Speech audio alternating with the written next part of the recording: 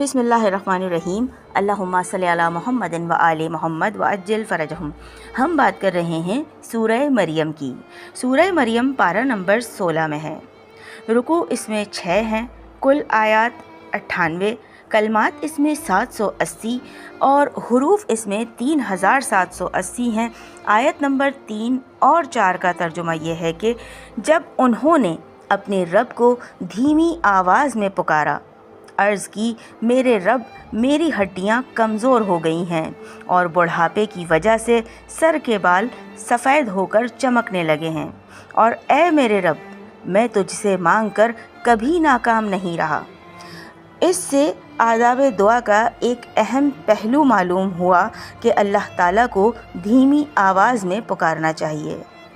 جناب پیغمبر اسلام محمد مصطفیٰ صلی اللہ علیہ وآلہ وسلم نے فرمایا کہ بہترین دعا یہ ہے کہ جو آہستہ آہستہ چپکے چپکے مانگی جائے، اور بہترین رزق وہ ہے جو ضرورتوں کو پورا کر دے۔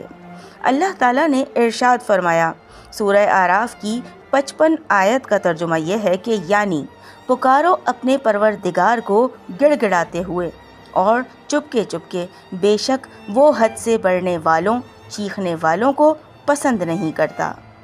محققین نے نتیجے نکالے ہیں کہ بڑھاپے کے طبعی اثرات سے کاملین کو بھی مفر نہیں یعنی فرار نہیں ہے۔ اللہ تعالیٰ بڑھاپے اور سفید بالوں پر رحم فرماتا ہے۔ حدیث میں ہے کہ 70 سال کی عمر ہو جانے کے بعد اللہ تعالیٰ مومنین کے سارے گناہ معاف کر دیتا ہے اور اس سے حساب مانگتے ہوئے حیا فرماتا ہے۔ جناب ابو عبداللہ امام جعفر صادق علیہ السلام نے فرمایا کہ جناب ابراہیم علیہ السلام سے قبل بال سفید نہ ہوتے تھے۔ جب جناب ابراہیم علیہ السلام نے اپنے بال پہلی مرتبہ سفید دیکھے تو عرض کیا کہ پروردگار یہ کیا ہے؟ تو فرمایا پروردگار نے کہ یہ وقار ہے۔ تو ابراہیم علیہ السلام نے دعا مانگی کہ پروردگار میرے وقار کو زیادہ کر۔ جی سامعین گرامی، یہ تھا سورہ مریم کی آیت نمبر 3 اور 4 کا ترجمہ۔